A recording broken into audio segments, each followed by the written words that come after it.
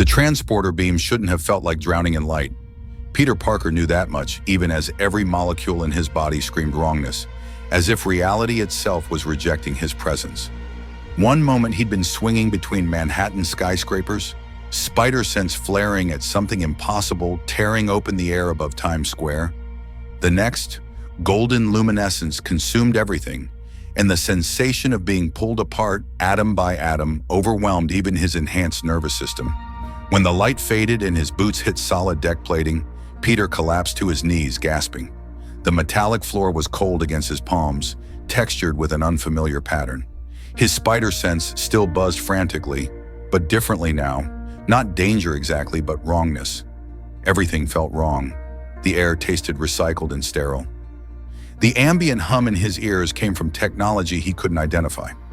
Even gravity felt slightly off, though his enhanced proprioception couldn't quite pinpoint why. "Intruder alert, Transporter Room 3, a calm female voice announced overhead. "Security to Transporter Room 3. Peter's head snapped up.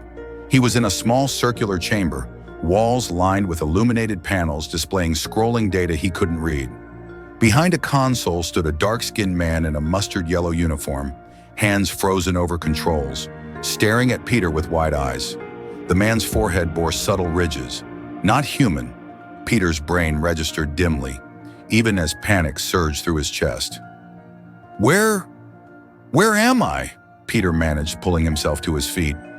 The spider emblem suit felt absurdly out of place against the clinical sterility surrounding him.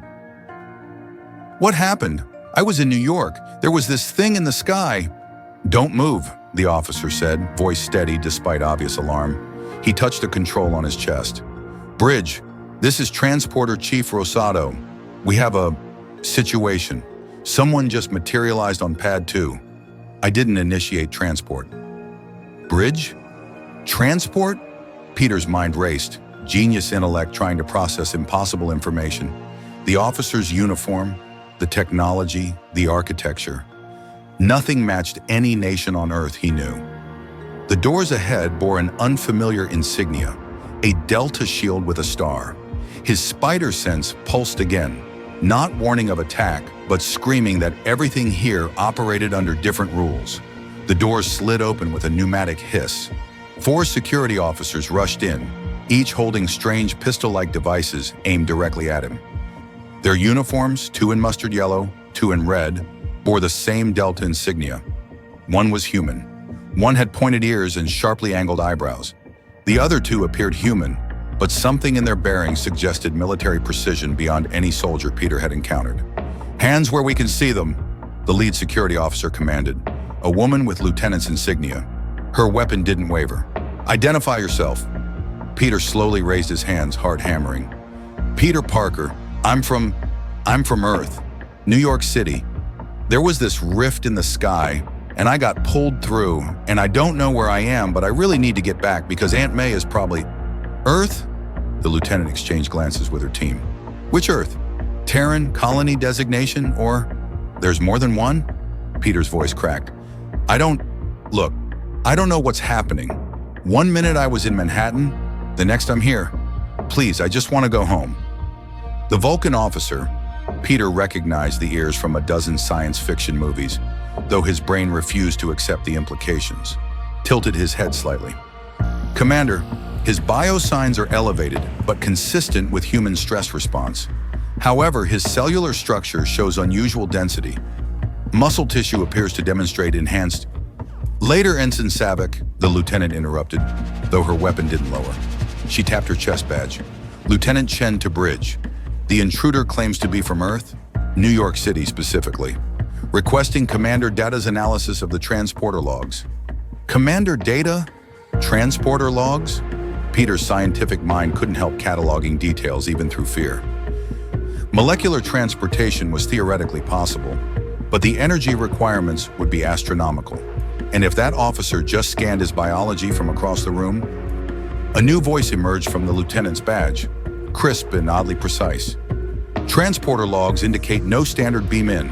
However, sensors detected a subspace anomaly 0.42 seconds before materialization." The anomaly's quantum signature is inconsistent with known alpha quadrant phenomena. Quantum signature, Peter whispered. Subspace? What? You're aboard the USS Constellation, Lieutenant Chen said, finally lowering her weapon slightly. Her expression shifted from threat assessment to something approaching concern. A Federation starship, the year is 2368 by Earth reckoning. She paused, seeming to choose her next words carefully. I don't think you're in your universe anymore. The words hit Peter harder than any punch from Rhino ever had. Not in your universe anymore. The transporter room seemed to tilt, and only his enhanced equilibrium kept him standing. Uncle Ben, Aunt May, MJ, Ned, everyone he knew, everyone he'd sworn to protect, existed in a reality he could no longer reach.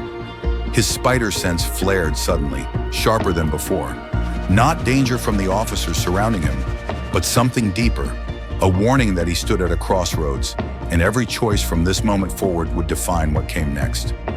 I need to get back, Peter said, hearing the desperation in his own voice. There has to be a way. You have this technology, these ships. Surely someone knows how dimensional rifts work?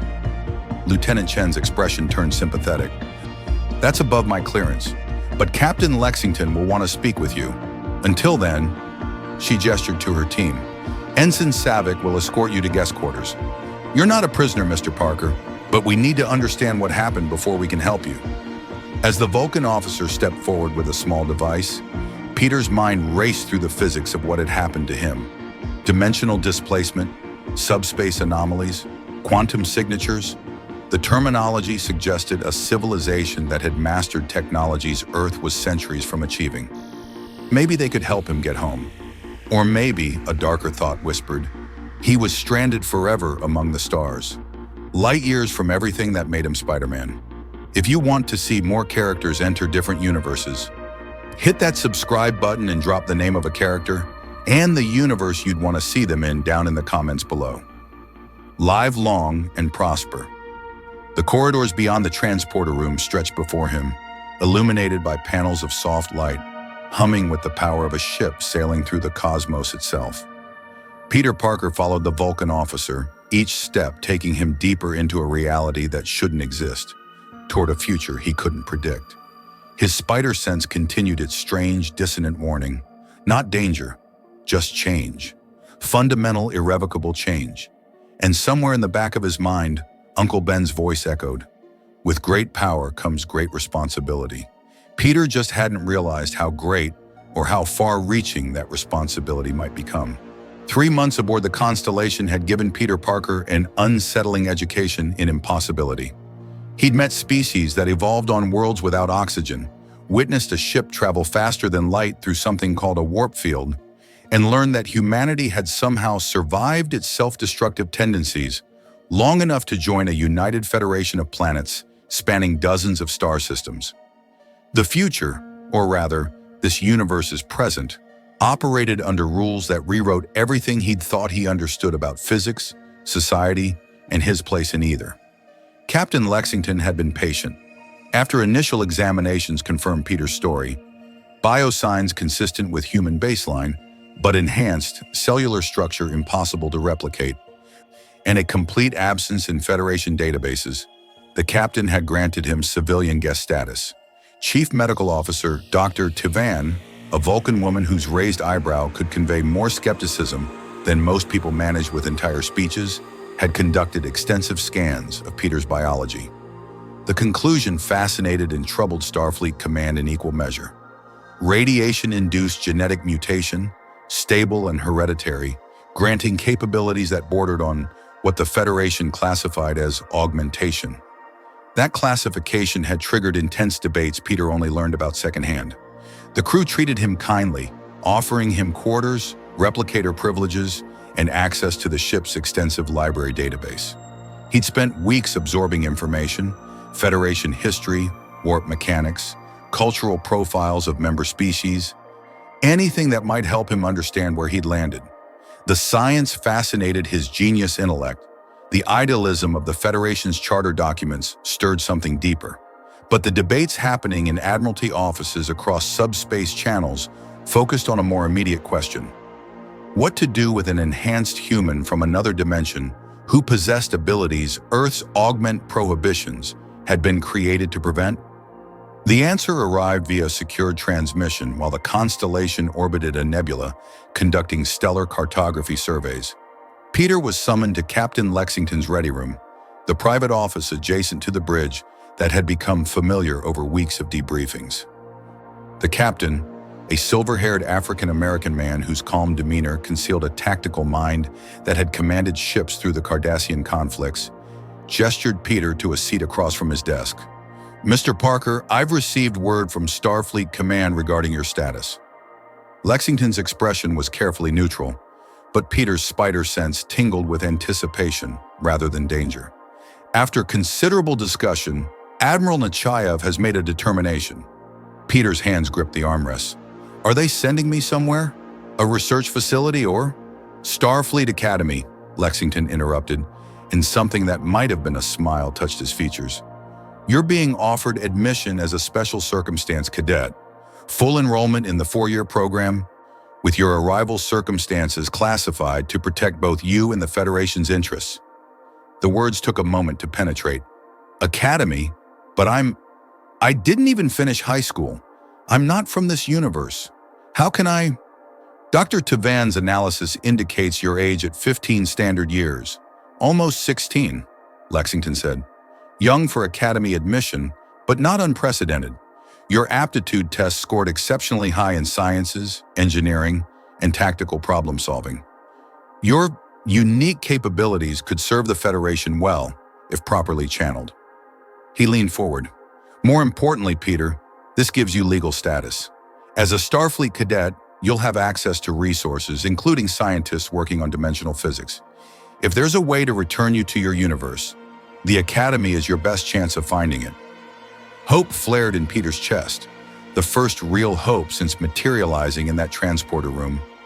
"I could research the rift that brought me here, try to replicate it, under supervision and with proper safety protocols," Lexington cautioned. "But yes, the Academy encourages independent research projects. And frankly, Mr. Parker, you need purpose. These past months, I've watched you adapt remarkably well to circumstances that would break most teenagers. But you're lost. Starfleet can give you direction while you search for a way home." Peter's mind raced through implications. 4 years of training in technology centuries beyond his Earth's capabilities. Access to scientists who understood subspace mechanics and quantum theory as practical disciplines rather than theoretical physics. A chance to belong somewhere rather than drifting as a dimensional refugee aboard a starship. And yet something Uncle Ben taught him whispered caution. What do they want in return? Nobody offers something like this without expecting something back. Lexington's almost smile became genuine. "Perceptive. Yes, Starfleet is investing in you with the expectation that you'll serve. After graduation, you'd be commissioned as an officer and expected to complete a minimum 5-year tour of duty. But Peter, that's years away. For now, the question is whether you want to accept this opportunity." The spider sense remained quiet, offering no warning. Peter thought of Aunt May, who would want him to make the best of an impossible situation. He thought of Uncle Ben, who taught him that responsibility meant using whatever gifts you had to help others. If he was trapped in this universe, and every conversation with the constellation's chief engineer had confirmed that dimensional travel remained purely theoretical even for the Federation, then perhaps the answer wasn't retreating into grief, but finding new purpose. "I accept," Peter said. "When do I start?" "The fall semester begins in 6 weeks. We'll rendezvous with a transport ship at Starbase 234 that will take you to Earth. This Earth, I should clarify. San Francisco specifically. Academy headquarters." Lexington stood, extending a hand. "I'm told Admiral Brand herself wants to meet you. She supervised several unconventional admissions over the years." Peter shook the captain's hand, feeling the weight of the choice settle over him. He was committing to a path that would train him not as a superhero protecting neighborhoods, but as an officer exploring galaxies. The spider that had bitten him had given him power. Now the stars would teach him how to wield it. As he left the ready room, the constellation's windows showed the nebula's glowing gases, purple and crimson clouds where stars were being born. Peter pressed one hand against the transparent aluminum viewport, sticking easily to its surface through his costume glove. Somewhere beyond the impossible distances, his universe continued without him. Aunt May would grieve, his friends would wonder, Spider-Man would become an unsolved mystery. But here now, Peter Parker had a chance to become something else, something he couldn't yet define, but that called to the part of him that had always looked up at the stars and wondered what lay beyond. Dr. Tivan had mentioned that Starfleet officers came from dozens of species, each bringing unique perspectives and abilities to the service. Perhaps an enhanced human from another dimension wasn't so strange after all. Peter allowed himself a small smile. Uncle Ben always said education was important. Peter's first year at the academy reveals constant friction between his save everyone now reflexes and Starfleet's diplomatic doctrine, earning both admiration and disciplinary reports. I need to show Peter at the academy adapting to structure his hero instincts clashing with Starfleet protocols. Both successes and disciplinary issues. Character development as he struggles. TNG-era academy details. Multiple incidents showing the pattern, his relationships with other cadets. Maintaining his competence while showing genuine conflict. Starfleet Academy transformed Peter Parker's understanding of education. Midtown High had prepared him for trigonometry and chemistry labs. The Academy prepared cadets for first contact scenarios, warp core breach protocols, and the philosophical implications of the Prime Directive. The San Francisco campus sprawled across the waterfront, its distinctive red buildings housing some of the most advanced minds in the Federation. Every morning, Peter woke to the sight of the Golden Gate Bridge, familiar architecture in an unfamiliar world, and reminded himself that he belonged here, even if half the student body possessed abilities that made his spider powers seem almost ordinary by comparison. The first semester had gone smoothly enough. Peter's genius intellect devoured astrophysics, quantum mechanics, and xenobiology with the same enthusiasm he'd once applied to building web shooters in his bedroom. His classmates, human, Vulcan, Andorian, Betazoid, and a dozen other species, accepted him without the social awkwardness that had defined high school. Here, being different was standard. His instructors praised his innovative thinking, particularly in engineering fundamentals, where he'd redesigned his web shooter formula to work with replicated compounds. But tactical training revealed the fault lines. The simulation had seemed straightforward, a distress call from a civilian transport under attack by Orion pirates. Standard rescue scenario, the kind Starfleet officers encountered regularly in border regions. Peter's team, 3 other first-year cadets, including Tesseran, a Vulcan whose logic made even his people seem emotional, and Kowalski, a human tactical specialist from Luna Colony, had approached methodically, following Academy doctrine for hostile engagement. Except Peter's spider sense had screamed warnings the moment their simulated runabout entered weapons range. The transport's hull was breaching. Life support failing. In the holodeck's perfect recreation, he could almost hear the passengers' fear. Shields at 60%, Tesseran reported from Tactical. Orion vessel is jamming communications. Return fire, disable their weapons, Kowalski commanded from the con. She'd been designated team leader for this exercise. Then we can transport survivors. Peter didn't wait for the plan to finish. His enhanced reflexes took over. Muscle memory from 100 rooftop fights overriding months of classroom instruction. He launched himself from the operations console, adhering to the holodeck walls, and shouted commands even as he moved. Computer, transport me to the civilian ship's hull breach. I can seal it from outside while you engage. Cadet Parker, that's not... Tesseran's objection was cut off as the holodeck's transporter effect took hold. Peter materialized in simulated space, his uniform's emergency force field activating automatically. The transport's hull breach yawned before him, atmosphere venting into vacuum, bodies tumbling toward the void. Without hesitation, Peter fired webbing. The Federation formula held even in simulated vacuum, creating a seal over the breach. His enhanced strength allowed him to tear panels from the hull, using them to reinforce the webbing while dodging debris. The spider sense guided every movement, precognitive awareness making the impossible merely difficult. Inside, the holodeck's projection showed the team's faces: shock, concern, to Seren's raised eyebrow conveying Vulcan disapproval even through the view screen. Then the Orion ship fired on Peter's position. The simulation froze. "Exercise terminated," the computer announced. "Cadet Parker eliminated. Mission parameters failed." Commander Zakarian, the tactical instruction officer overseeing the exercise, stood at the holodeck entrance, arms crossed. The Trill woman's expression promised an uncomfortable conversation. "Cadet Parker, my office. Now." The lecture had been pointed. Peter's actions violated chain of command, ignored team coordination, and demonstrated exactly the kind of individualistic heroics that got Starfleet officers killed in the field. Commander Zakarian had been clear. Starfleet operated as a collective. Every officer relied on their team. One person playing hero endangered everyone. Peter had tried to explain. The spider sense had warned him the transport wouldn't survive conventional rescue tactics. His unique abilities offered a solution others couldn't provide. But the commander's response had been withering. "And what happens when you're not there, cadet?" When another officer faces that scenario and thinks Parker would have done something, instead of following proper procedure, you're not training to be a superhero. You're training to be part of something larger. The reprimand joined two others in his file. The first had come during an emergency evacuation drill when Peter used his wall crawling to bypass designated routes, reaching the evacuation point faster, but disrupting the careful flow other cadets followed. The second had occurred in xenobiology lab when he'd reflexively caught a failing containment field with webbing instead of following decontamination protocols, preventing a biohazard leak but earning a lecture about trust in safety systems. Yet his instructors remained divided.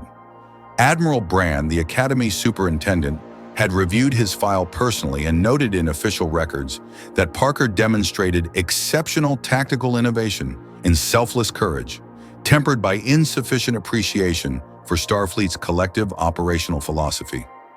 Professor Hendricks, who taught Federation history and ethics, had pulled Peter aside after class to say quietly that the Academy needed officers who cared deeply about protecting life, even if they needed to learn when and how to channel those instincts. The contradictions gnawed at Peter. Every instinct Uncle Ben had cultivated in him screamed to act when people needed help. How could he stand back and follow procedure when his spider sense warned of danger others couldn't detect? How could he trust systems and protocols when his abilities offered better solutions? His roommate, a Bolian named Chell, whose blue skin and natural optimism made him impossible to dislike, offered unexpected perspective during one late-night discussion. "You're thinking like your powers make you special," Chell had said, mixing drinks from the replicator with the same enthusiasm he applied to everything. "But Parker, everyone here is special. Tesserain can calculate warp trajectories in his head. Kowalski has neural implants that let her process tactical data faster than most computers. I can hold my breath for 40 minutes and see into the ultraviolet spectrum. We're all enhanced in some way. But my spider sense is a tool, like any other." Chell had handed him a Raktajino, the Klingon coffee substitute Peter had developed a taste for. "The question isn't whether you should use it, it's whether you trust your teammates enough to let them use their tools too." The words had stung because they contained truth Peter didn't want to acknowledge. In New York, he'd worked alone because no one else could do what he did. Here, surrounded by beings with their own remarkable abilities, solo heroics weren't heroic, they were arrogant. But changing instincts proved harder than acing quantum mechanics exams. The pattern repeated throughout first year. Peter would sense danger, act reflexively to prevent it, and face consequences for breaking protocol even when his actions saved lives or completed mission objectives. His disciplinary file grew alongside his academic achievements. Instructors praised his scientific brilliance while questioning whether he possessed the temperament for command. The contradiction came to a head during the spring semester survival training exercise on an uninhabited moon. 20 cadets dropped in teams across hostile terrain, tasked with reaching the extraction point using only basic equipment. Peter's team faced equipment failure, a team member's injury, and an unexpectedly violent storm system. His spider sense guided them through situations that would have defeated others. But he made decisions without consulting his team, took risks others couldn't replicate, and generally operated as if responsibility for success rested on his shoulders alone. They reached extraction first. Commander Zakarian gave them the highest grade for mission completion and the lowest for teamwork. "You're the most talented cadet I've trained in 5 years," she told Peter privately. "You're also the most likely to get your entire crew killed because you think you're responsible for everything." As first year ended and Peter prepared for summer assignments, he stood on the academy grounds overlooking San Francisco Bay, watching starships launch into the evening sky. Each carried crews of hundreds, working together toward exploration, diplomacy, and defense. No single hero, collective strength. Uncle Ben had taught him that with great power came great responsibility. Starfleet was teaching him that sometimes responsibility meant trusting others to use their power too. The lesson hadn't sunk in yet, but Peter was beginning to understand why it mattered.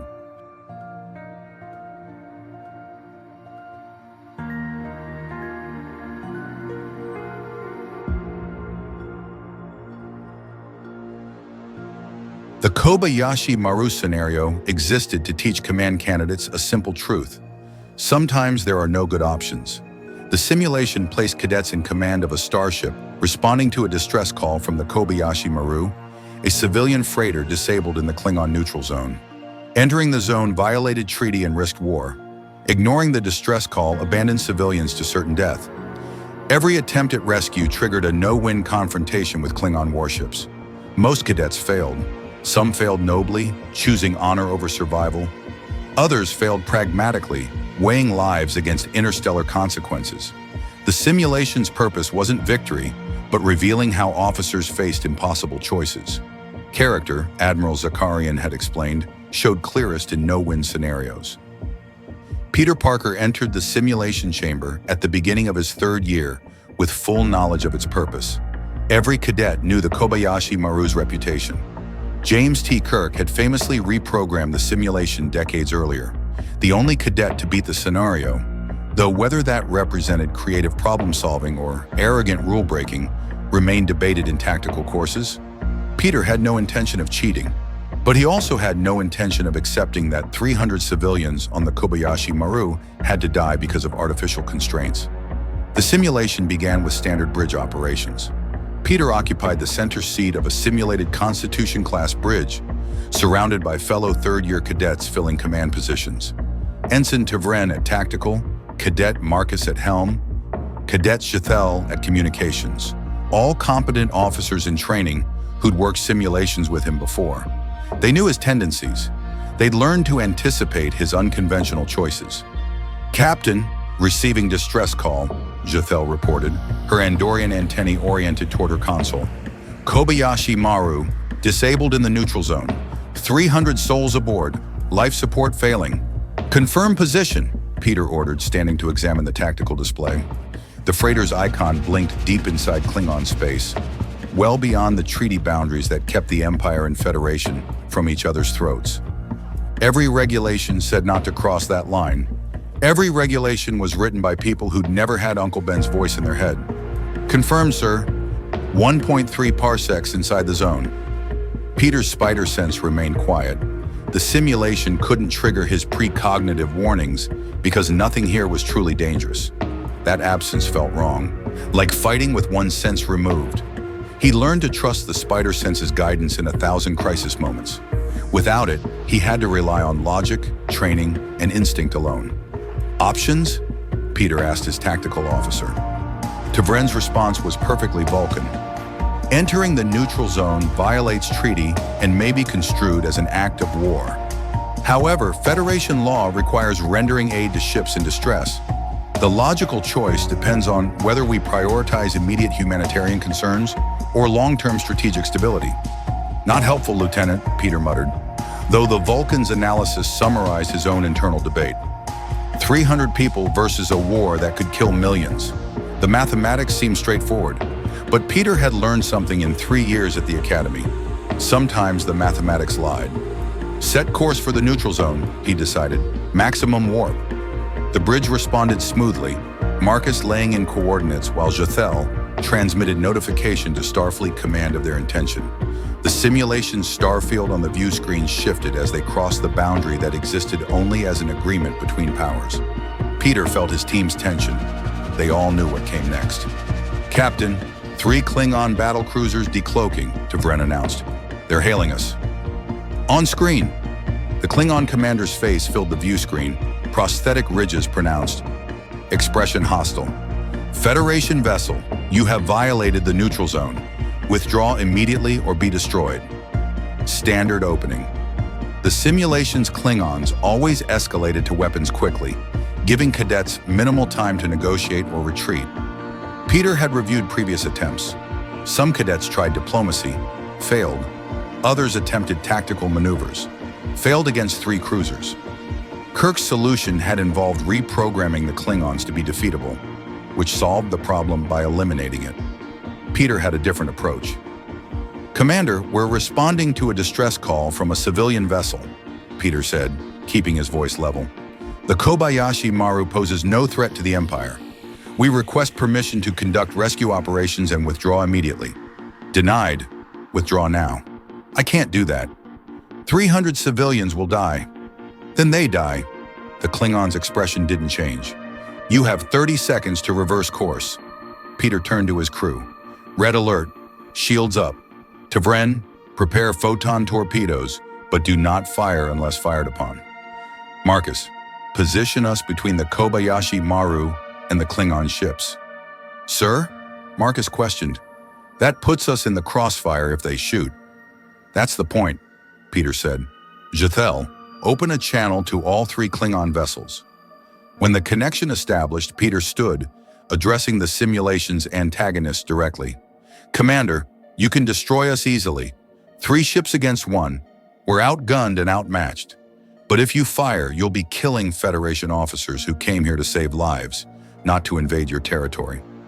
You'll have to explain to the High Council why you started a war over a rescue mission, and you'll have to fire through us to reach the Kobayashi Maru, which means every shot you take at them goes through a Starfleet vessel first. The Klingon commander's eyes narrowed. You dare use your own ship as a shield? I'm daring to trust that Klingons value honor more than blind adherence to boundaries. Peter's spider sense might not work in simulations, but his ability to read body language, enhanced reflexes, catching micro-expressions, showed the commander's hesitation. You want to protect your territory? I respect that, but there's no honor in letting civilians die when you could permit a mercy mission. Let us evacuate the Kobayashi Maru's crew. We'll transport them aboard, turn around, and never speak of this incident. No territorial violation, no loss of life, no incident for the diplomats to argue over. And if I refuse, then you fire on a Federation starship engaged in humanitarian rescue, and we both know where that leads.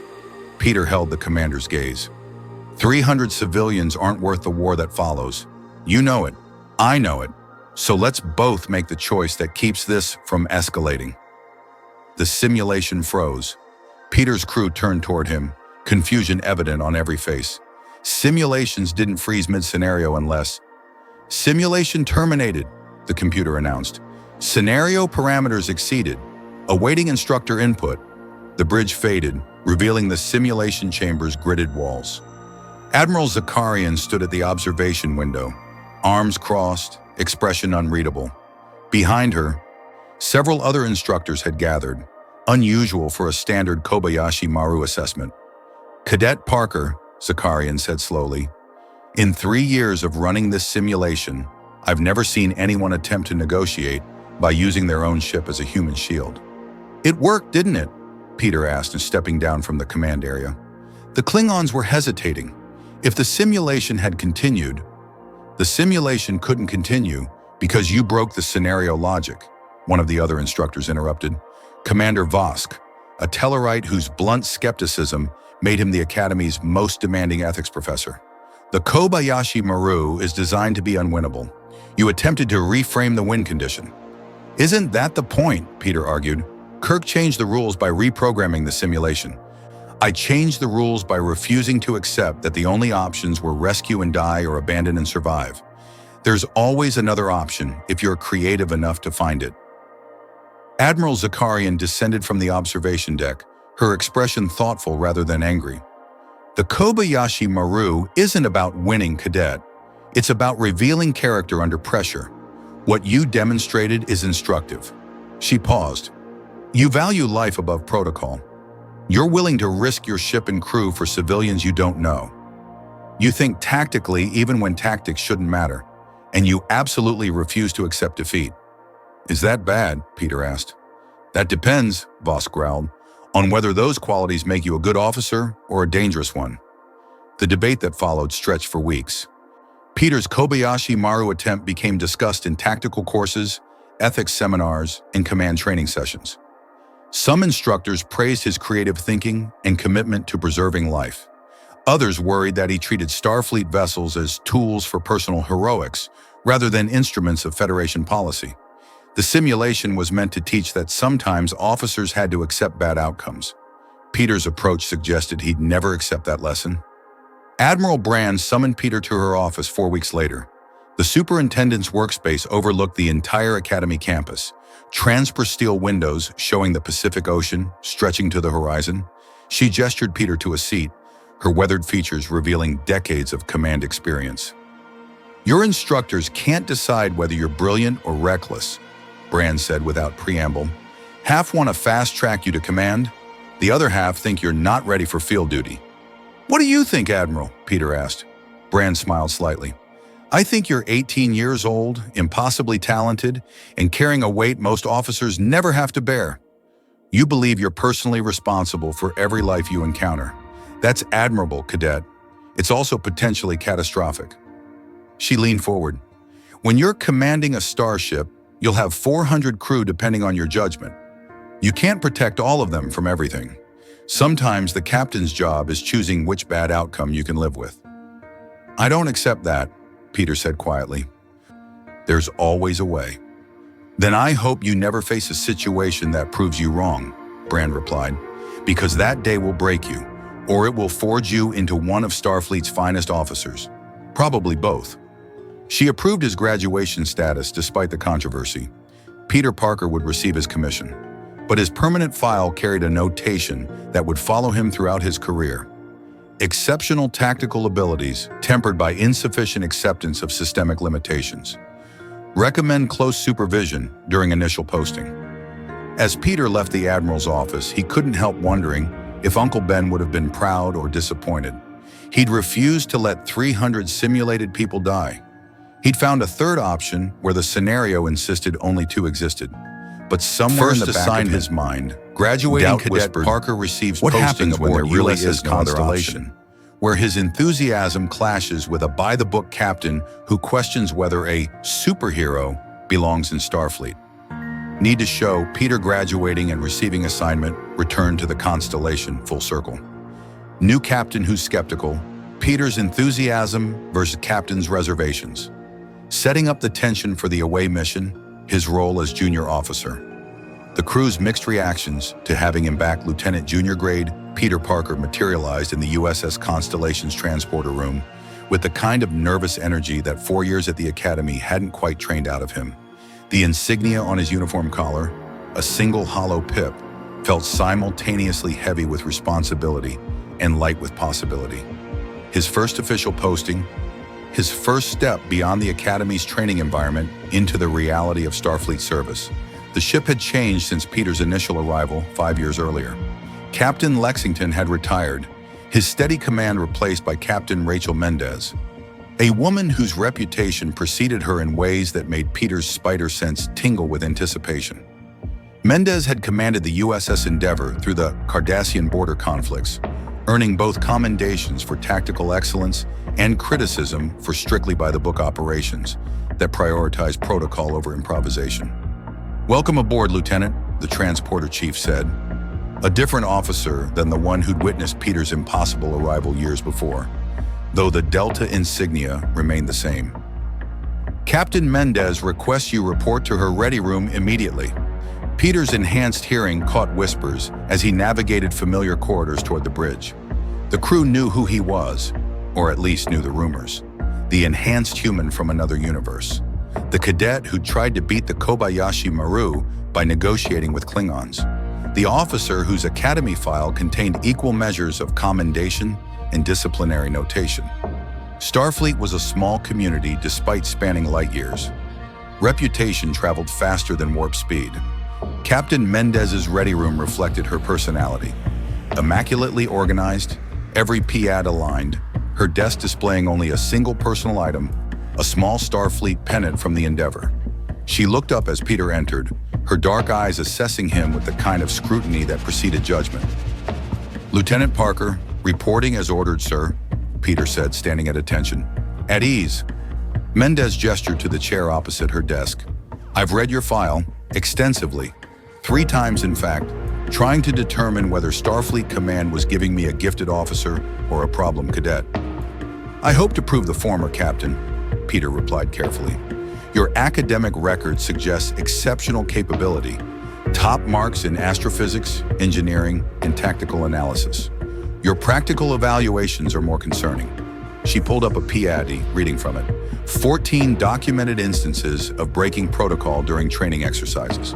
Multiple reprimands for acting without authorization from commanding officers. A Kobayashi Maru attempt that forced the Academy to revise their assessment criteria. She set the PADD down. "And yet Admiral Brand personally recommended you for this posting, calling you one of the most naturally capable officers to graduate in a decade." Peter remained silent, unsure whether response was expected. "I commanded the Endeavor through 3 years of border skirmishes," Mendez continued. "I never lost a crew member, not one. You know why?" She leaned forward. "Because every officer on my ship understands that individual heroics get people killed. We operate as a unit. Chain of command exists for a reason.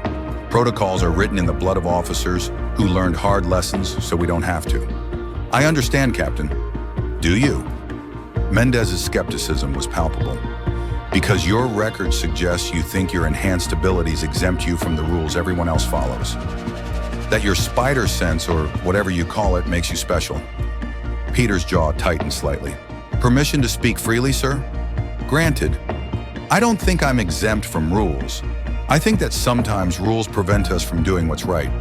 The Prime Directive says we can't interfere with less advanced civilizations, even when we could save lives. Protocol says we follow chain of command, even when someone junior has crucial information.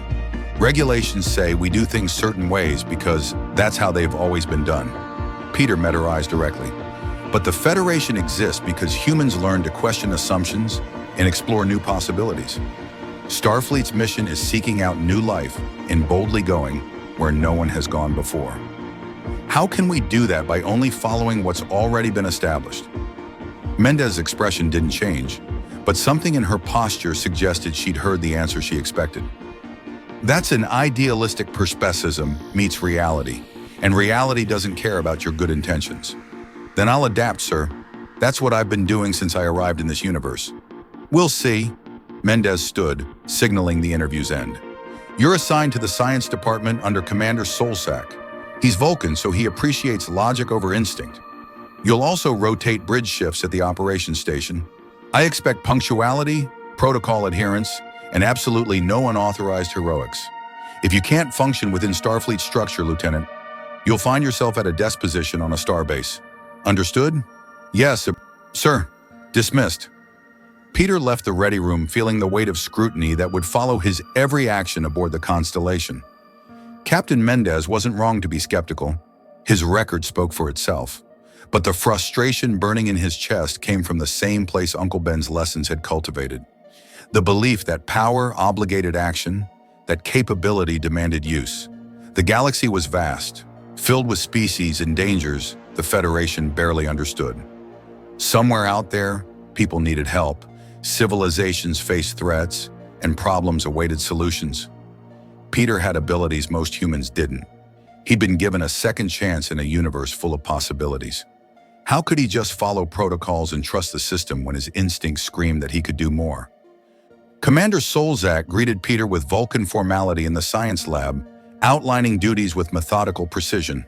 The work seemed straightforward: stellar cartography analysis, sensor data interpretation, maintaining scientific databases. Important work, certainly, but distant from the action Peter had trained for.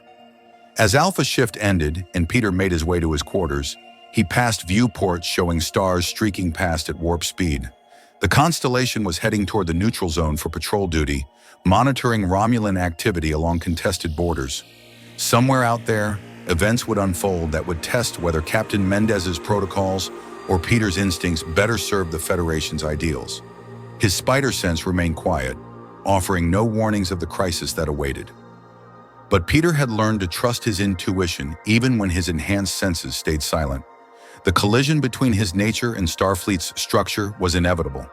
The only question was what form it would take. The distress call and whether he'd still wear his uniform 3 weeks into Peter's posting, pulling the ship from routine patrol to investigate an automated beacon emanating from Sigma Terran D4. The planet shouldn't have had any Federation presence. Initial surveys had classified it as pre-warp, home to a humanoid civilization at roughly early industrial development. Prime Directive protocols meant Starfleet maintained observation only, no contact. But someone had planted a Federation emergency beacon on the surface, and it was screaming warnings of imminent catastrophe. Captain Mendez assembled the bridge crew for briefing. The view screen displayed Sigma Terran 4, a blue-green world wrapped in swirling clouds. Sensors indicated a population of approximately 8 million concentrated in coastal regions, with technology equivalent to Earth's early 20th century.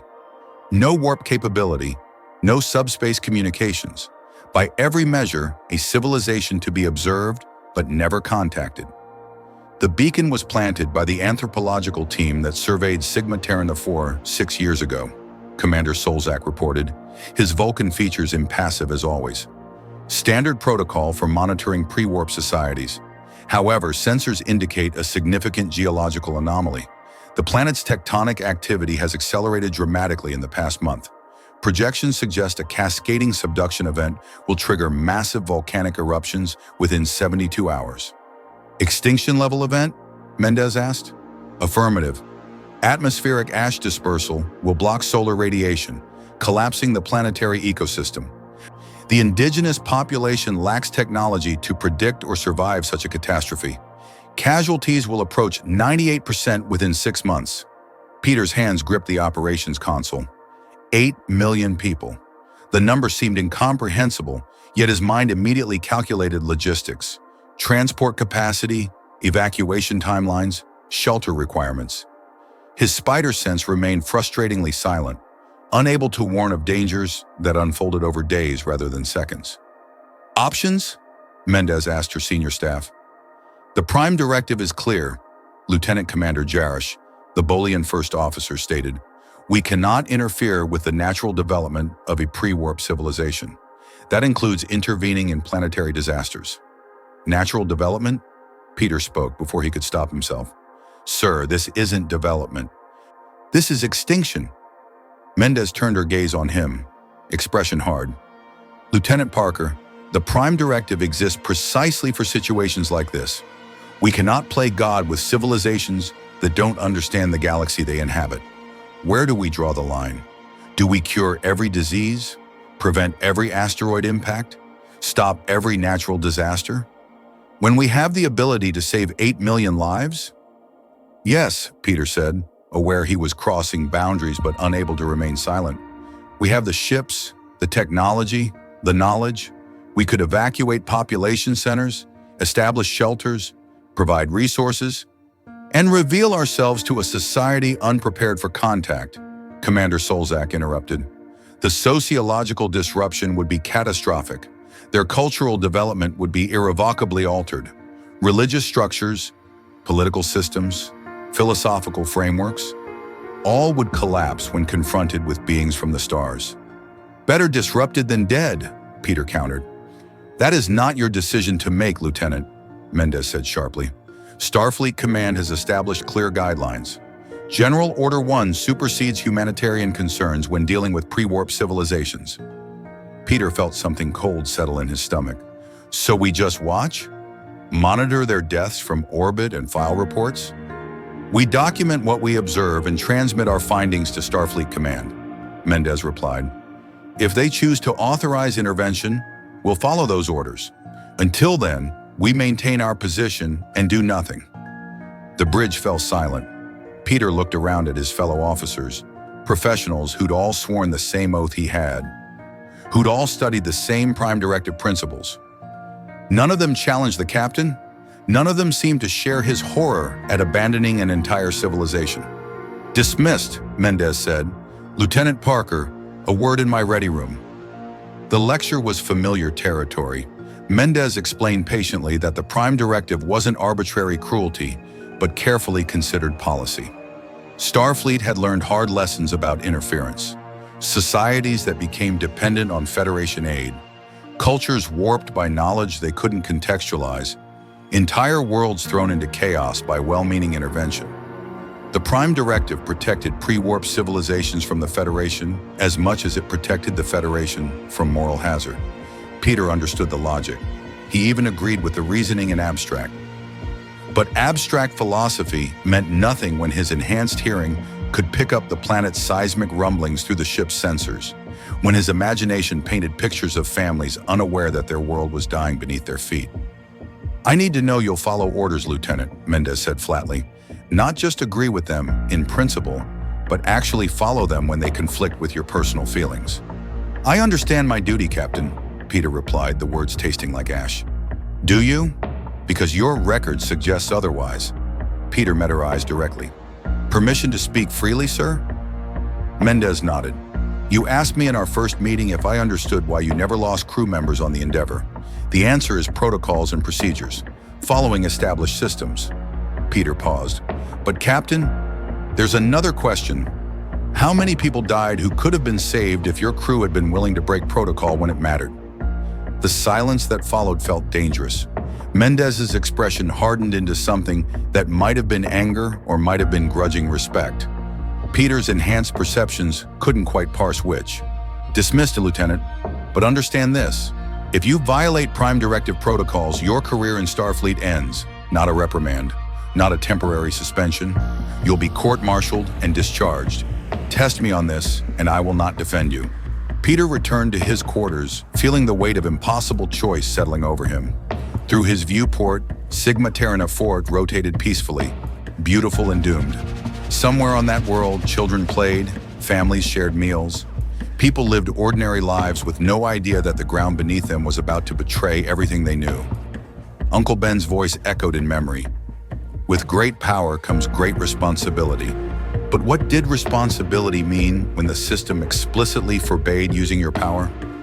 When following orders meant watching genocide unfold? When being a good officer required betraying every instinct that made you who you were? Peter's spider sense finally stirred, not warning of physical danger, but of a choice approaching, a moment that would define his future in this universe. He could be a good Starfleet officer. He could honor Uncle Ben's memory.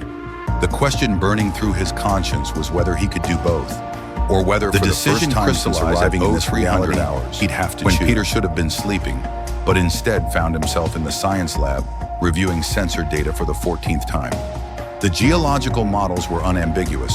In 47 hours, Sigma Terran Nutfur's volcanic chain would explode with force equivalent to simultaneous detonation of hundreds of photon torpedoes.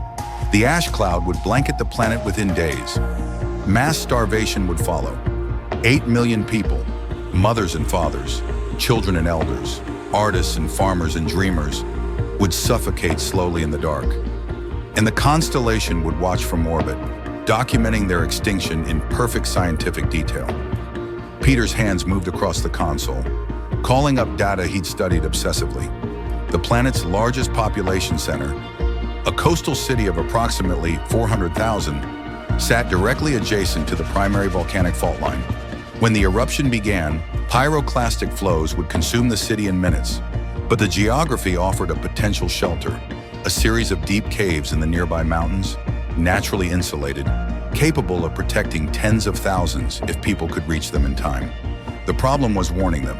Any direct contact violated the Prime Directive. Revealing Starfleet's presence would contaminate their culture with knowledge of spacefaring civilizations. Standard protocol demanded non-interference. Peter thought of Aunt May, who would have told him that sometimes rules existed to be broken when lives hung in the balance. He thought of Uncle Ben, whose philosophy had never included clauses for when responsibility became inconvenient. He thought of every person he'd saved in New York, every time he'd acted because he could and therefore had to. The choice wasn't really a choice at all.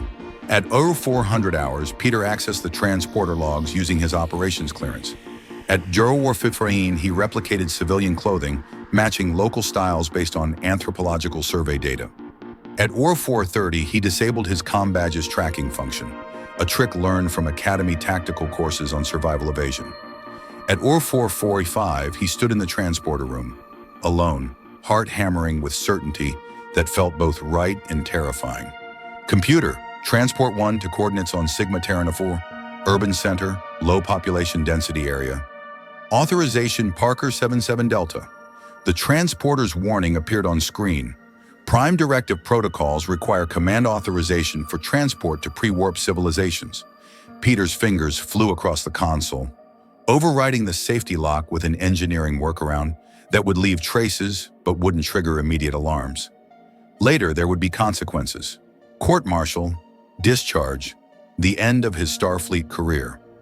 But later, 400,000 people would be alive to seek shelter. The transporter beam took him. Sigma Terran IV materialized around him in pre-dawn darkness.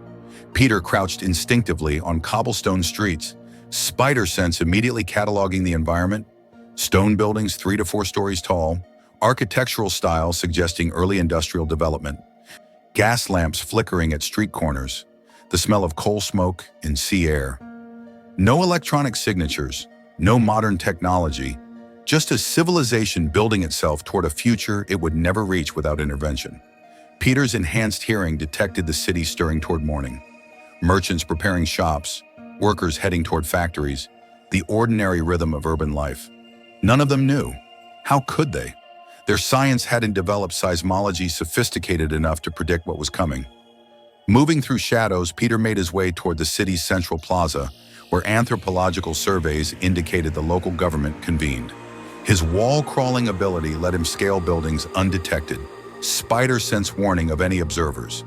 The replicated clothing felt wrong against his skin. Coarse fabric, primitive fasteners. Nothing like the Federation materials he'd grown accustomed to. But he needed to blend in long enough to deliver a warning. The challenge was making them believe without revealing himself. Peter spent the next hours moving through the city like a ghost, using abilities the locals couldn't conceive of to position himself perfectly. He accessed the government building's interior, locating the office of the official who appeared to hold mayoral authority. Using webbing formulated to dissolve within hours, leaving no evidence of advanced technology, he sealed documents to the official's desk, written in the local language using anthropological linguistic databases. The documents warned of the coming eruption with scientific precision a local geologist might produce if they possessed more advanced instruments. They described the mountain caves as shelter, outlined evacuation routes, provided timelines. Peter credited the information to an anonymous scientist concerned about seismic readings. Nothing in the documents suggested alien origin, but warnings on paper wouldn't be enough. The official needed motivation to act immediately, to overcome whatever political or bureaucratic resistance might delay evacuation. Peter's solution required precision his spider sense enabled.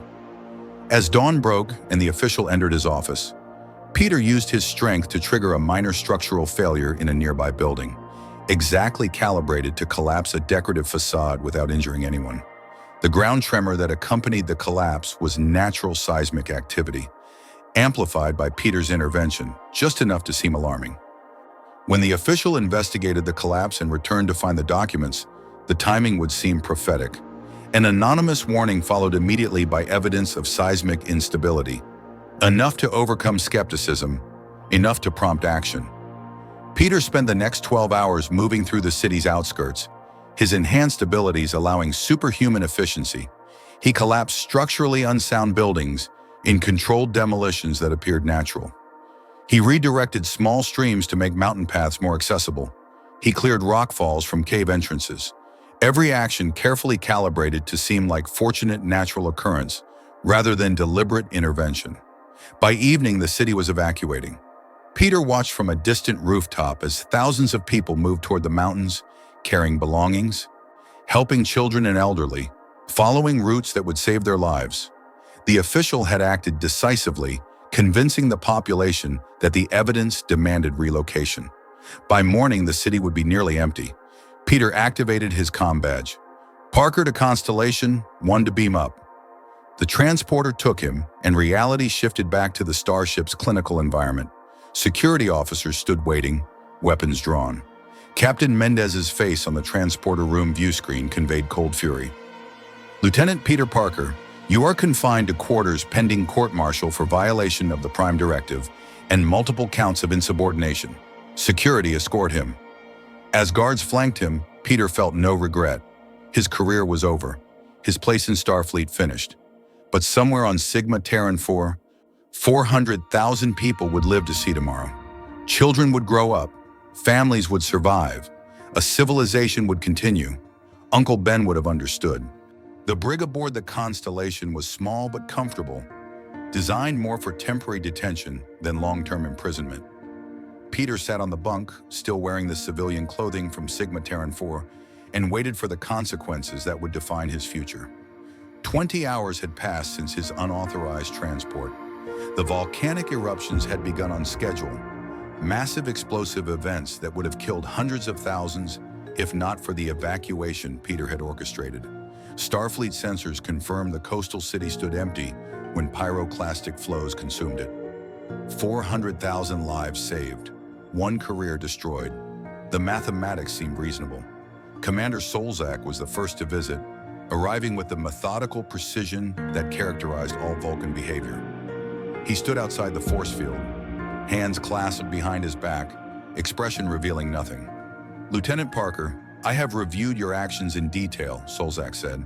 "From a logical perspective, your intervention demonstrated exceptional tactical planning and cultural sensitivity. You violated the Prime Directive's letter while arguably honoring its spirit, the protection of developing civilizations. However, logic also dictates that personal interpretation of regulation leads to systemic chaos." "I'm not asking you to defend me, Commander," Peter replied quietly. "I knew the consequences when I acted. Indeed, yet I find myself conflicted." Solzak's admission carried unusual weight. Vulcans didn't typically admit to internal conflict. "Your actions saved lives, but they also established precedent that every officer could invoke to justify intervention. Where does one draw the line between humanitarian necessity and cultural contamination?" "I don't have that answer," Peter said. "I just knew I couldn't watch them die." Solzak nodded slowly. "Therein lies the fundamental tension of your nature, Lieutenant. You possess abilities and instincts that compel action, placed within a system that demands restraint. I suspect this conflict will define your existence, assuming you retain any existence within Starfleet." After Solzak departed, Lieutenant Commander Jaresh arrived with a PADD containing formal charges. 5 counts of Prime Directive violation, insubordination, unauthorized use of transporters, falsification of authorization codes. Taken together, the charges virtually guaranteed dishonorable discharge and potential Federation imprisonment. "For what it's worth," Jaresh said quietly, his Boolean features troubled. "Half the crew thinks you're a hero. The other half thinks you're dangerous. I'm not sure which half is right." "What does Captain Mendez think?" Peter asked. "She thinks you're the most talented officer she's ever wanted to throw out an airlock." Jaresh almost smiled. "She's also filing a report that acknowledges your actions saved lives, while simultaneously recommending maximum punishment. It's quite the document." The court-martial convened via subspace link 2 days later, with Peter standing before a panel of 3 admirals whose faces appeared on view screens in the Constellation's briefing room. Admiral Nechayev, whose hawk-like features Peter recognized from Academy discussions of hardline policy enforcement. Admiral Satie, whose reputation for Federation security concerns made her presence ominous. And Admiral Brand, whose expression revealed carefully maintained neutrality. Captain Mendez presented evidence methodically. Sensor logs showing Peter's unauthorized transport, computer records of his security override, anthropological data proving his direct interference with a pre-warp civilization. Each piece of evidence was damning, incontrovertible, and presented without editorial comment. When Peter's turn came to speak, he stood at attention and told the truth. "I violated the Prime Directive knowingly and deliberately. I understood the consequences and chose to act anyway. 400,000 people are alive because I did. I won't apologize for that, but I accept whatever punishment this panel determines." Admiral Sadie leaned forward. Lieutenant, the Prime Directive exists because well-meaning intervention has destroyed civilizations. Starfleet officers who thought they knew better than centuries of accumulated wisdom. Your actions, however successful in the short term, set a precedent that undermines the very foundation of Federation non-interference policy. With respect, Admiral, I didn't set a precedent. I made a choice. The Prime Directive serves a purpose. I understand that, but it's not infallible. Sometimes the moral choice and the legal choice aren't the same thing. And you believe you have the moral authority to determine when rules don't apply? Nechayev asked sharply. I believe I have a responsibility to use my abilities to help people when I can. That's not moral authority. That's basic human decency. Admiral Brand spoke for the first time. Lieutenant Parker, I approved your academy admission because I believed your unique background could benefit Starfleet. I'm beginning to question that judgment. You're asking us to trust that you'll follow orders except when you personally disagree with them. That's not how military structure works. I'm not asking for trust, Admiral. I'm accepting the consequences of my actions. Court-martial me. Discharge me. Whatever you decide, I'll accept. But I won't pretend I should have stood by and watched genocide because regulations said it was the right thing to do. The admirals conferred privately while Peter waited, watching through the briefing room windows as stars streaked past at warp speed. Somewhere behind the constellation, Sigma Terran 4 continued its recovery. The people he'd saved would rebuild, would eventually develop warp technology, would perhaps someday join the Federation. They'd never know that a man from another universe had once violated every rule to ensure they had a future. When the admirals returned, Brand delivered the verdict. Lieutenant Parker, this panel finds you guilty of all charges. However, given the extraordinary circumstances and the lives preserved by your actions, we are imposing non-standard sentencing. She paused. You are hereby reduced in rank to ensign. You will be transferred from the constellation to a posting to be determined. Your permanent record will reflect these violations, which will likely prevent advancement beyond lieutenant for the remainder of your career. You will also undergo mandatory ethics training and regular psychological evaluation. Peter absorbed the words. Not discharged, not imprisoned, demoted and flagged, but still in Starfleet.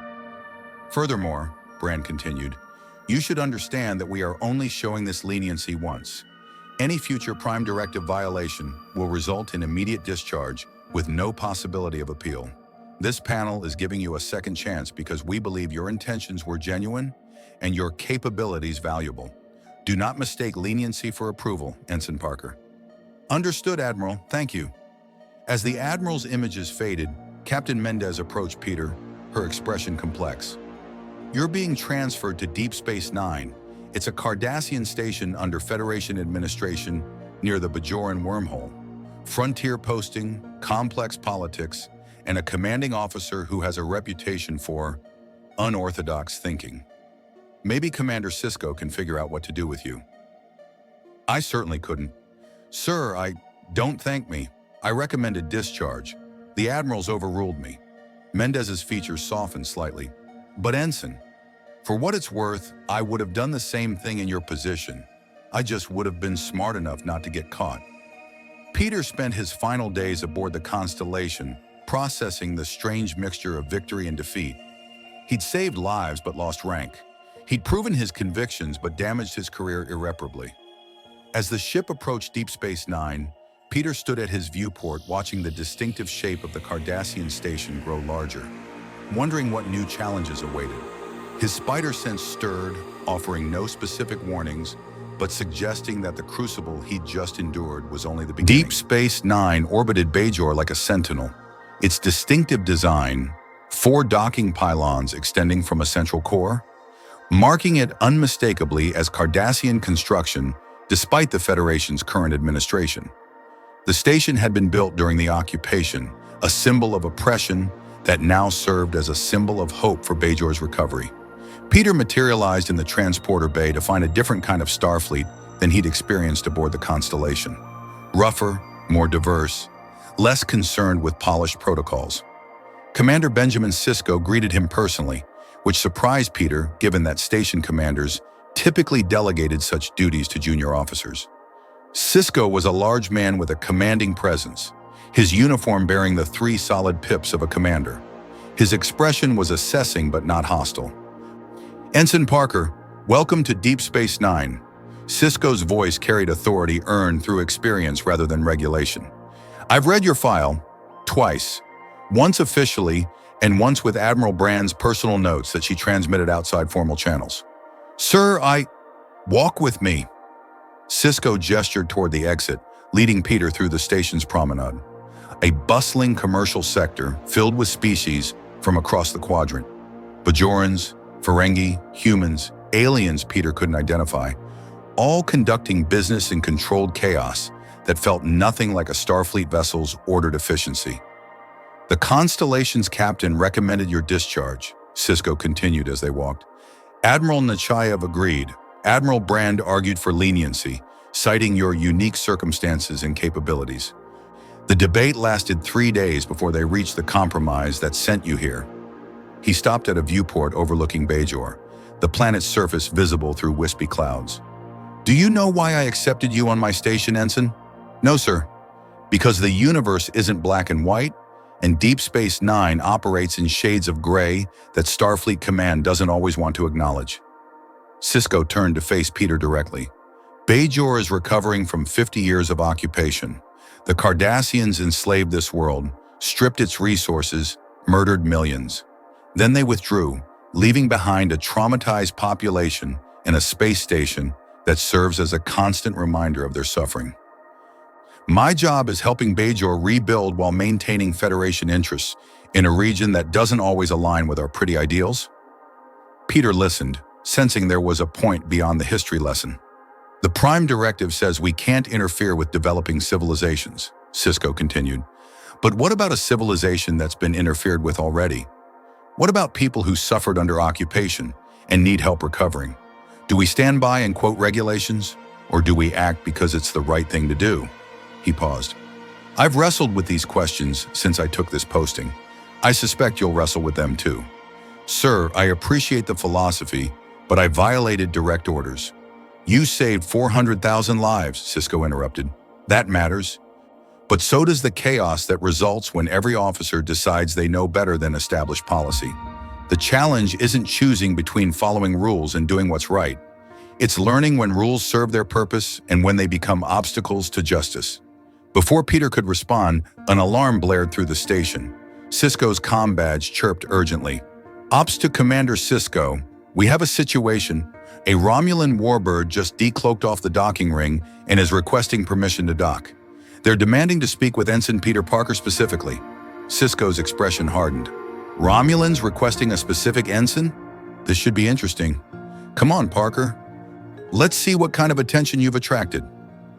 Ops, Deep Space Nine's command center, was controlled chaos as officers monitored the Romulan vessel's position. The warbird hung menacingly in space, its distinctive design radiating threat even in passive posture. On the main view screen, a Romulan commander appeared, her features sharp with the characteristic pointed ears and angled eyebrows that marked her species. "I am Commander Velok of the Romulan Star Empire," she announced without preamble. "I seek conversation with the Starfleet officer called Peter Parker regarding events at Sigma Terran 4. Peter's spider sense flared instantly. Danger, not immediate physical threat, but diplomatic minefield. The Romulans shouldn't know about Sigma Terran 4.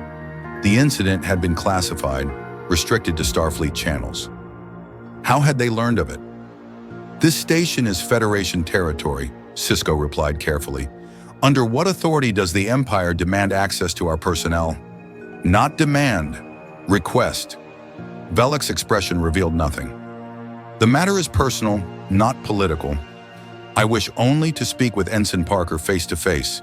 He may bring escorts if he fears for his safety."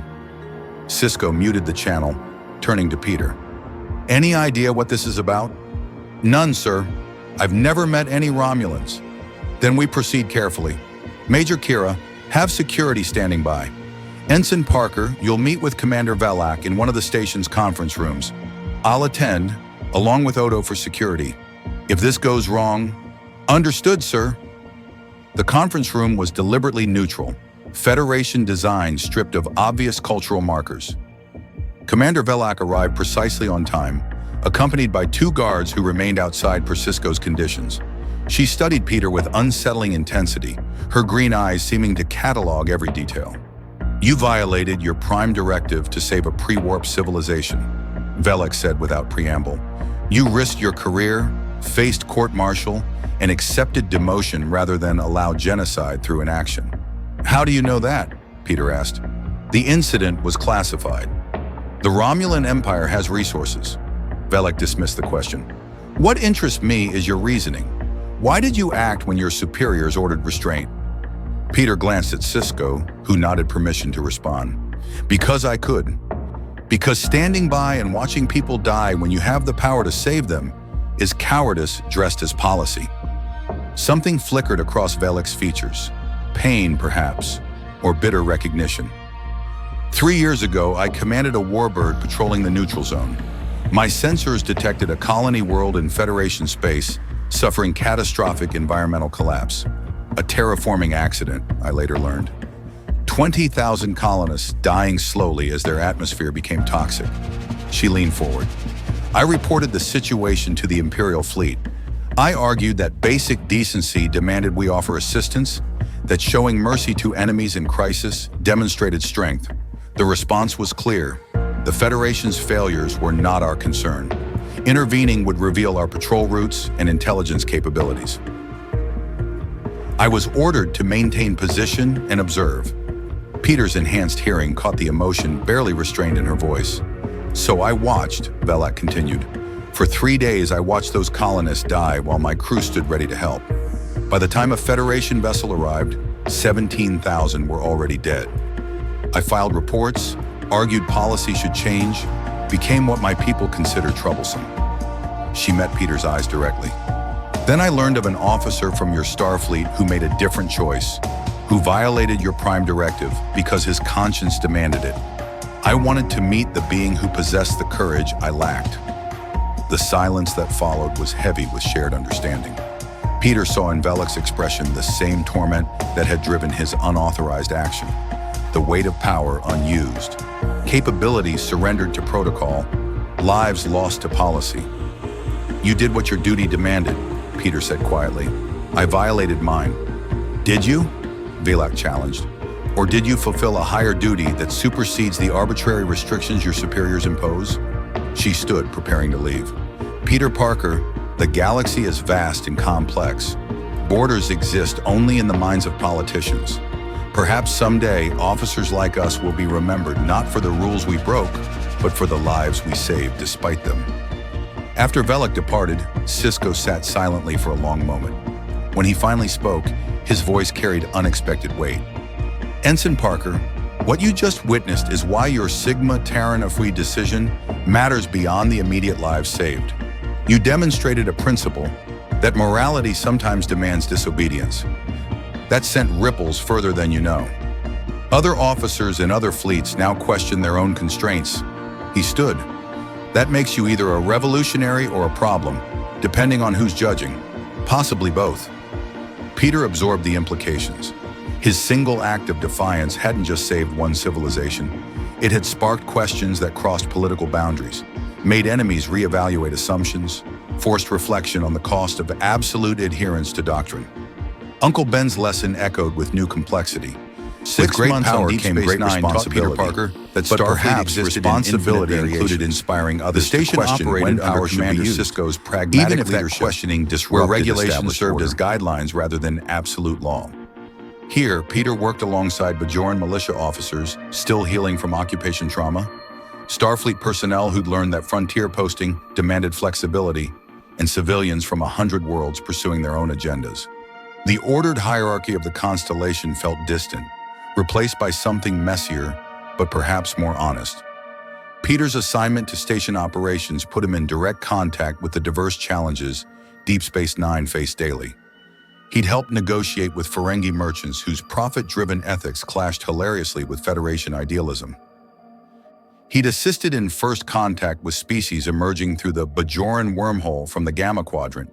He'd even worked alongside Odo, the station's changeling security chief, whose unique perspective on order and justice challenged Peter's assumptions. But the real education came from watching Commander Sisko navigate impossible situations with the kind of moral flexibility Starfleet Academy never taught.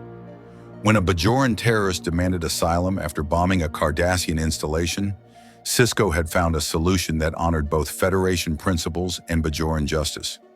When the Dominion emerged as a threat through the wormhole, Sisko had prepared defenses while maintaining diplomatic channels. He operated in the gray areas Peter had been punished for exploring, but did so with authority that came from rank and respect rather than defiance. The lesson was clear. The system could accommodate officers who questioned and adapted, but only if they'd earned the trust that came with experience and demonstrated judgment. Peter sat in Quark's bar, the Ferengi establishment that served as DS9's social center, reviewing sensor data on a pad when Chief Miles O'Brien joined him. The engineer carried 2 drinks, sliding one across the bar to Peter. "You look like you're wrestling with something bigger than station maintenance logs," O'Brien said, his Irish accent marking him as one of the few Earthborn humans on DS9's senior staff. "Just thinking about responsibility," Peter replied, accepting the drink. "What it means out here versus what I thought it meant." O'Brien chuckled. "You're what, 19? 20? And you're already having existential crises about duty and morality. That's very Starfleet of you." He sipped his own drink. "But here's what I've learned in 20 years of service. The rules exist because they work most of the time. The trick is recognizing the times they don't and having the judgment to act accordingly. How do you know which times are which? You don't, not always. That's why it's called judgment rather than protocol." O'Brien gestured around the bar, where dozens of species mingled in relative peace. "See all this? The Federation built this by following principles but adapting to reality. Rigid adherence to dogma doesn't explore strange new worlds. It just recreates the same old mistakes." Peter's comm badge chirped. "Ops to Ensign Parker. Commander Sisko requests your presence immediately." When Peter arrived in Ops, he found Sisko standing at the central tactical display with Major Kira, his Bajoran first officer, and Dr. Bashir, the station's chief medical officer. The display showed a Federation science vessel, the USS Grissom, in distress. "We received this transmission 30 minutes ago," Sisko said, playing the message. A scientist's face appeared, voice strained. "This is Dr. Gessner aboard the Grissom. We've encountered a subspace anomaly similar to the one described in classified reports from 5 years ago. The same type that brought Ensign Parker to this universe. We're attempting to stabilize it for study, but the phenomenon is expanding unpredictably. We need immediate assistance."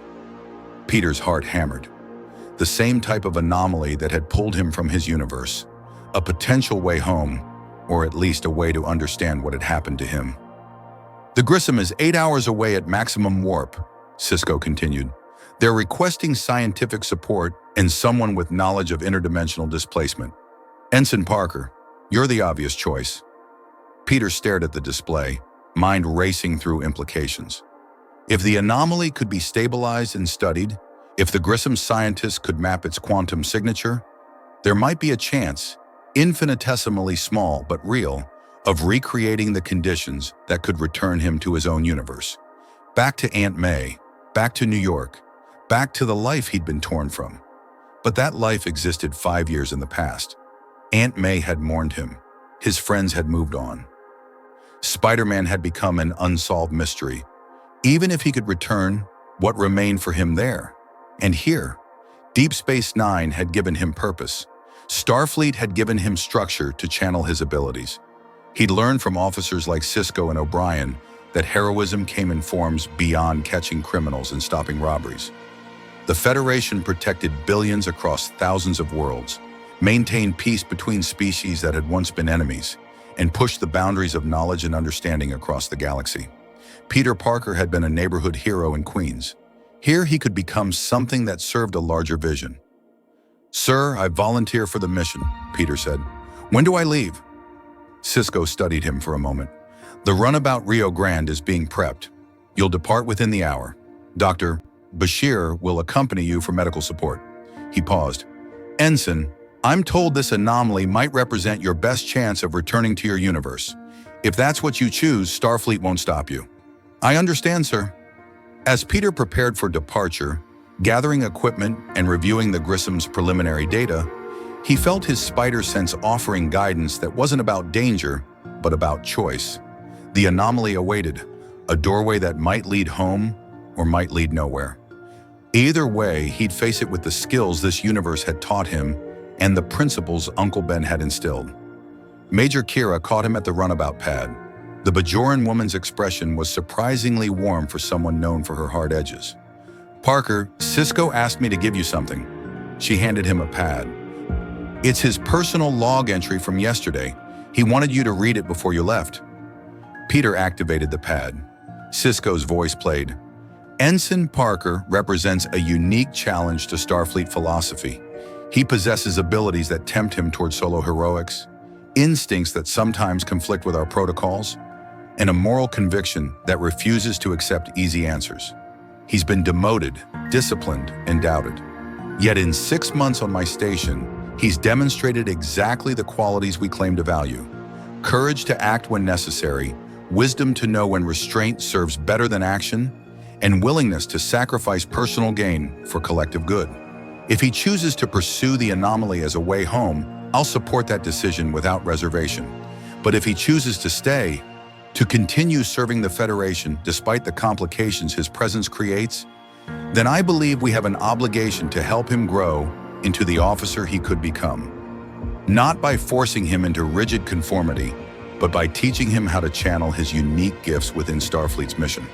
With great power comes great responsibility, a phrase Parker once mentioned that apparently comes from his home universe. The question we must answer is whether Starfleet can take responsibility for an officer whose power exceeds our normal parameters. I believe we must try." Peter looked up to find Dr. Bashir waiting at the runabout entrance, medical kit in hand and characteristic enthusiasm barely contained. "Ready for an adventure, Ensign?" Bashir asked. "Interdimensional anomalies, potential universal displacement, quantum mechanics that would make even the Vulcan Science Academy's brightest minds weep with confusion?" "Ready as I'll ever be, Doctor." The Rio Grande launched smoothly, warp engines engaging to carry them toward the Grissom and the anomaly that might change everything. As stars streaked past, Peter considered the paths ahead.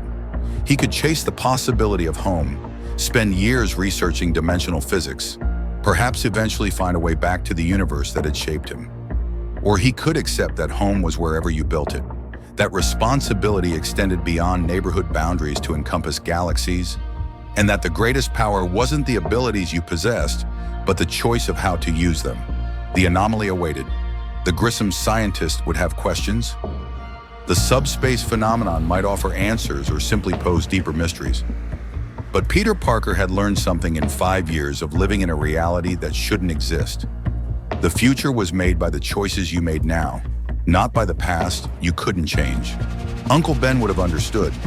With great power came great responsibility, and sometimes responsibility meant accepting that you'd been given a second chance to serve something larger than yourself. The runabout flew on toward uncertainty, carrying an enhanced human from another universe who'd learned to be more than a hero, who'd learned to be an officer, a scientist, and someone who could balance instinct with judgment. Somewhere ahead, the anomaly waited. Somewhere behind, Deep Space Nine continued its mission at the edge of known space. And Peter Parker, ensign in Starfleet, carried Uncle Ben's lesson forward into a future where responsibility measured itself against stars rather than streets. The spider sense whispered of challenges ahead, not dangers but opportunities, not threats but tests of character that would define what came next. Peter had faced impossible choices before, and would face them again. The difference now was understanding that he didn't face them alone. The Federation, for all its flaws and complications, offered something his solo heroics in New York never had: the chance to be part of something greater than himself. The journey was far from over, but Peter Parker was exactly where he needed to be. The anomaly beyond the Grissom pulsed with quantum instability that sensor readings couldn't fully capture. A tear in the fabric between realities that shimmered with possibility and danger in equal measure. Peter worked alongside the science vessel's crew for 3 intensive weeks, his genius-level intellect combining with Federation technology to map the phenomenon's structure. Dr. Bashir observed his adaptations with medical fascination, while contributing insights about how dimensional displacement might affect human biology. They learned much. The anomaly was naturally occurring, a confluence of subspace fissures that created momentary bridges between parallel universes. Theoretically reproducible, theoretically navigable, but the energy requirements and risk factors made intentional transit nearly impossible with current technology. Peter could spend decades researching, perhaps find a way home eventually, or accept that some doors closed behind you and the only choice remaining was moving forward. On the final day of study, as the anomaly began collapsing in on itself, a natural phenomenon lasting only weeks before sealing permanently, Peter stood in the Grissom's observation lounge watching the rift's iridescent glow fade. Dr. Gessner joined him, the elderly scientist whose life work involved understanding cosmic mysteries. "You could have tried," Gessner said quietly. "We'd have supported the attempt, given you every resource. A small chance, but real." "I know," Peter replied, "but home isn't a place anymore. It's what you do with where you are." The anomaly collapsed completely, subspace rippling once before stabilizing into normal space. The doorway closed. Peter felt no regret, only certainty that he'd made the right choice. Back on Deep Space Nine, Commander Sisko promoted Peter to Lieutenant Junior grade.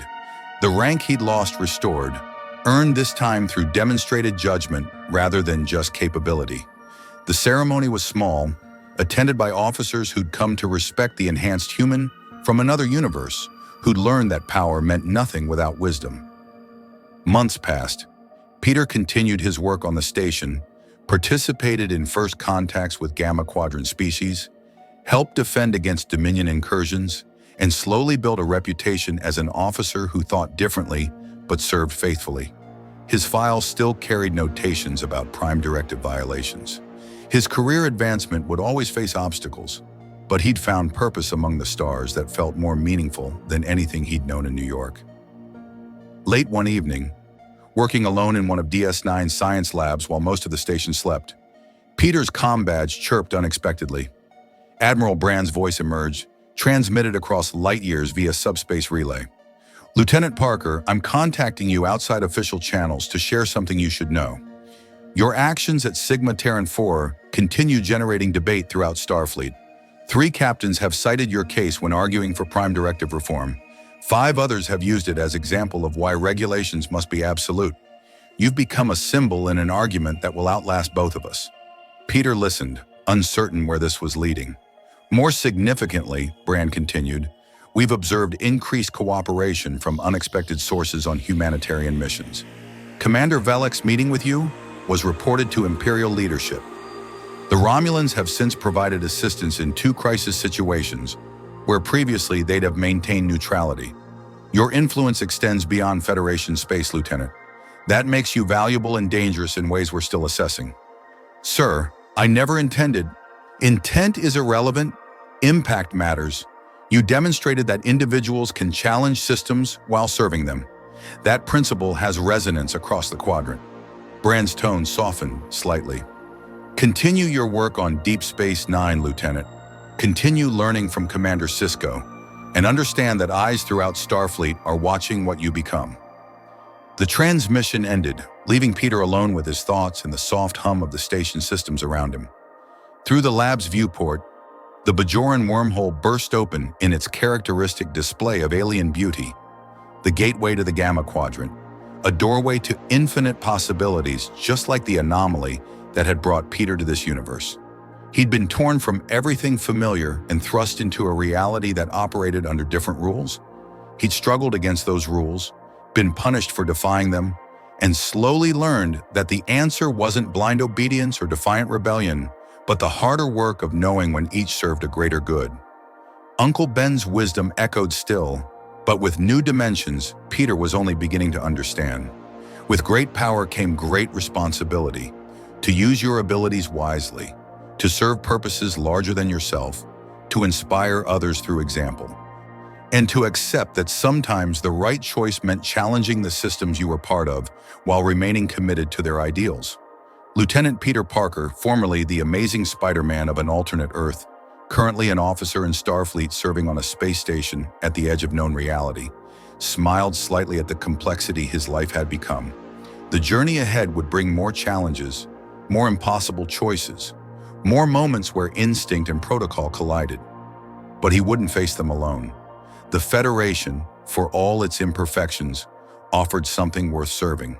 And somewhere among the stars, in a universe that had once seemed impossibly alien, Peter Parker had found a new kind of responsibility that measured itself not in city blocks, but in light years. The stars continued their eternal dance outside his viewport. The station maintained its tireless watch over the wormhole, and Peter Parker returned to his research, secure in the knowledge that home was what you made of where you landed, and that responsibility was a gift rather than a burden when you understood its purpose. The spider that had bitten him years ago in another universe had given him power. Starfleet was teaching him wisdom. The combination would define adventures yet to come, across worlds Peter couldn't yet imagine, in a galaxy that had room for an enhanced human learning to be more than a hero.